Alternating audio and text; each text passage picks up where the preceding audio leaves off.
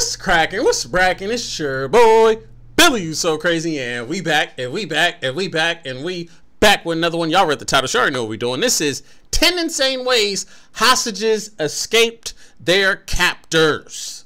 I am so interested to find out how exactly these people escaped their captors, especially when you put the word insane. You already know it's about to be a good time. All right, if this is your first time on the channel, be sure to hit that subscribe button. Excuse me. Comment down below what you want to see me react to next. Follow me on all my social media links are right there. Send me a message on any one of those.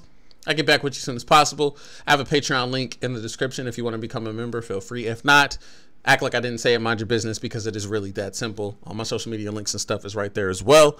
But enough talking.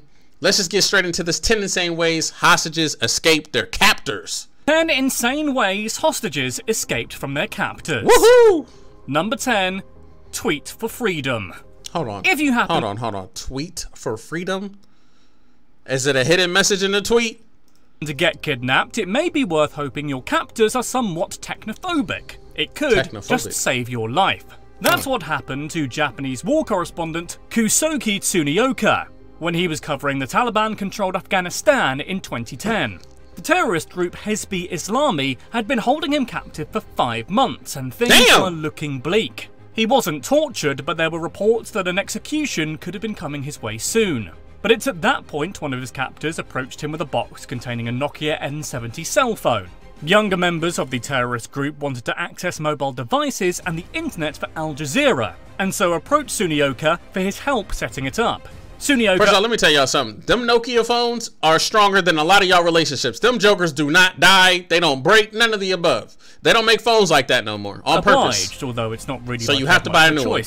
He introduced them to the world of Twitter and, while doing so, managed to tweet from his own account that he'd been kidnapped, as well as exactly where he was and who had abducted him without them noticing. He was released shortly afterwards unharmed. The group claimed it was because he had apparently converted to Islam, but it probably had more to do with the fact that their plan was exposed for the world to see. Number 9. That man really tweeted and saved his life. In July of 2017, Jordan Dinsmore arrived home from her shift working at a restaurant in South Carolina when she was greeted by a truly terrifying situation. 3 armed, masked men telling her to get back in the car. At gunpoint, they stole her possessions and tried to commandeer her car too. But they couldn't drive it as it was stick shift. They then told her to drive to an ATM. Dinsmore... See, that's a skill. That's a skill that nobody has these days. Get you a stick shift. It's going to be hard to steal the car.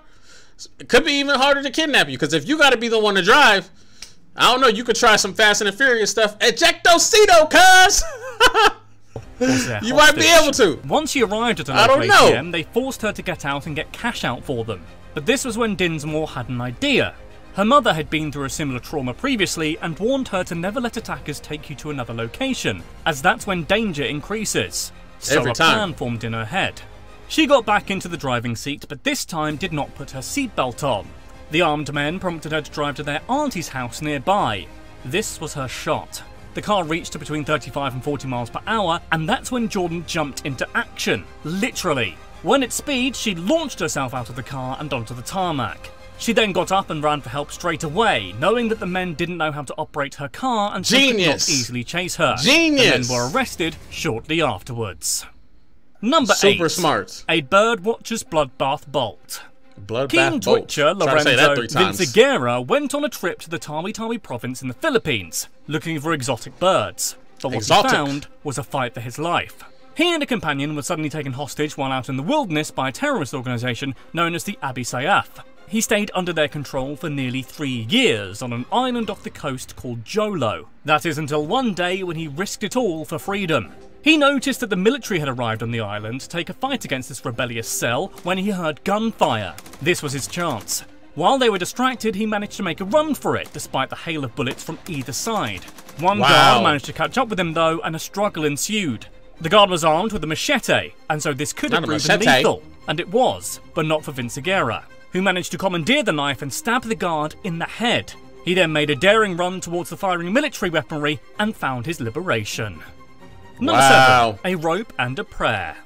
New York Times journalist David Rode had already been kidnapped. First of all, who is writing these, like, these one-line, a rope and a prayer? In 1995. These one-liners are killing me. Little did he know, almost the exact same thing was going to happen again in Afghanistan 13 years later. Rode was with a couple of local associates while writing a book on the Afghanistan region when they were abducted by Taliban forces. He was held for a ransom of tens of millions of dollars.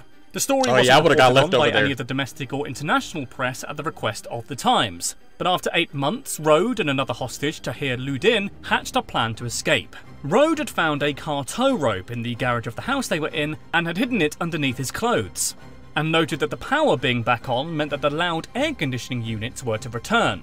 Rode and Ludin managed to tire out the guards by repeatedly playing a Pakistani checkers game with them into the small hours of the night.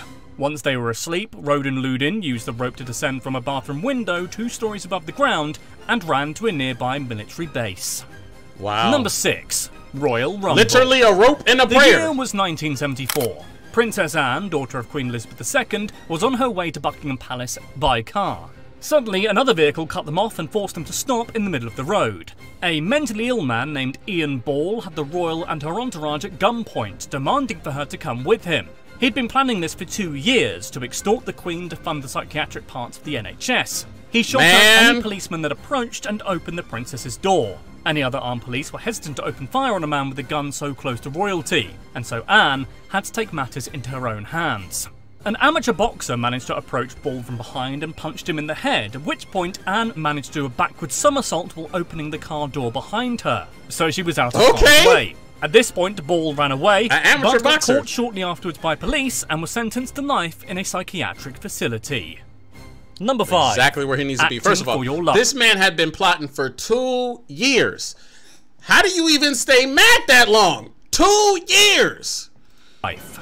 Tell you, man, Strange is poverty boy, poverty. His ability to conjure portals to get him where he wants or to escape danger. I've never seen that, by the way. Well, you can bet your bottom dollar his actor, Benedict Cumberbatch, wished he had that ability for real back in 2005. Wait, what happened to him? Was filming in South Africa with a group of other actors who were travelling along a road that was notorious for trouble. At that point, their tyre blew.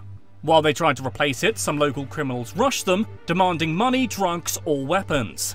They had none and so were tied up and put in a car. All the above, kidnappers huh? nearly put him in the trunk, so Cumberbatch turned his acting up to 11, saying if they did so he would have a seizure and die due to circulatory and brain issues if tied up there. He said to them he would end up as a dead man in their car, which wasn't good. And he was successful in convincing them to not only let him go, but his associates too.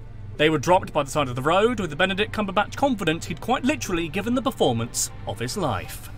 Give that man an Oscar for that one. Leap of Faith. That's a movie that they need to write, actually. That is a movie. Scott was just one of a... That man, before he got kidnapped, he already seen the 12 million ways it was going to go wrong, and the one way that it went right. He knew what he had to do.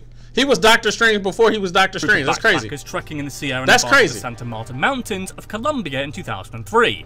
Of course, mountain climbs are dripping with danger on their own, but this trip added an additional component: the National Liberation Army. They took the group of trekkers hostage and started walking them somewhere in the wilderness. After a while, a very heavy rainstorm hit, the kind that could easily hamper visibility. At this point, Scott could hear the river through the pouring rain, and despite being very high up, he decided it was now or never. Scott took a sudden run towards a nearby cliff and threw himself off of it. The fall could have easily killed him, or at the very least there could be rocks at the bottom that could have fractured or broken his bones. But amazingly, he survived unscathed. But he wasn't out of the woods yet. Having no idea where he was, he had to survive for 12 days in the wild, only drinking water until he was found and saved by a local tribe. Number 3. Insulin saves lives. Insulin. In March of 2017, nursing student Brittany Diggs was kidnapped outside her apartment building in Birmingham, Alabama. Her attacker, Manuel Ali Towns, held her at gunpoint and demanded money. When she explained she had none, she was forced into her car.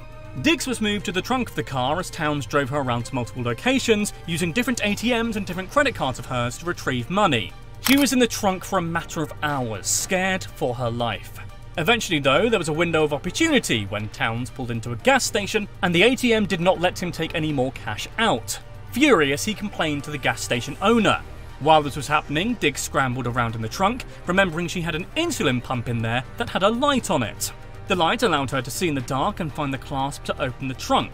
She then waited until Towns got in the car again and launched herself out of it as he was pulling away. Towns later received life without parole, but sadly Brittany relocated as she no longer felt safe. I bet. Shoot, I would too. I don't blame her. Snapchat the savior. In a story that's all too often the start of tragedy, an anonymous 14-year-old girl met with a man considerably older than her in January of 2020. 55-year-old Albert Thomas Vasquez met the minor in Capitola, North Carolina. Vasquez drugged her and took her in a vehicle to a nearby motel with some associates of his. The girl was eventually left alone for a moment and took the opportunity to scramble to use her phone to call for help. Only problem being she didn't know where she was and didn't know how much time she had to be on a call. Thinking on her feet, a brainwave occurred to her, and it involved using the social networking app Snapchat. She urgently notified her friends via Snapchat that she had indeed been kidnapped, knowing they would be able to use the location feature on there to find out exactly where she was being held via a satellite map. Her friends then called 911 and shared the location with the police, and she was eventually rescued. The cops said that the use of Snapchat here may have literally saved her life. Number 1. Some of y'all don't like the social media apps and stuff like that, but some of them can be used to save a life, like for real. A lot. First of all, there'd be a lot of information on these social media sites now. Like, most of the times, people do better investigations online than the police do, or the FBI or whoever. Like, people are getting real good with this internet stuff. Always carry a spare. In Detroit in February of 2020, one anonymous woman went through an ordeal that would definitely make her double-check every sound in her home from then on. For 2 whole days, her ex-husband, Jerome Farner, had been hiding in her shed and a crawl space within her house. Then he finally leapt into action. He held a gun on her, rambling about how they were both going to die today and asking for money from her.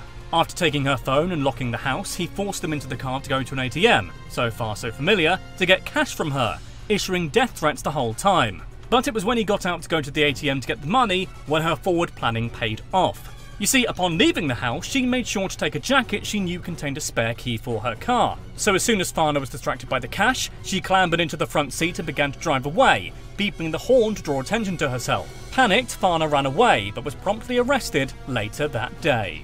Wow. So those were 10 insane ways hostages escaped their captors. Man. Have we missed any off the list? That is crazy. That's 10 insane ways hostages escaped their captors. How y'all feel about all that? Snapchat out here saving lives, huh? Spare tires. I mean, spare keys. Like, look, if y'all enjoyed this reaction, give this video a thumbs up. Comment down below what you want to see me react to next. Follow me on all my social media links are right there. Patreon link, all that good stuff.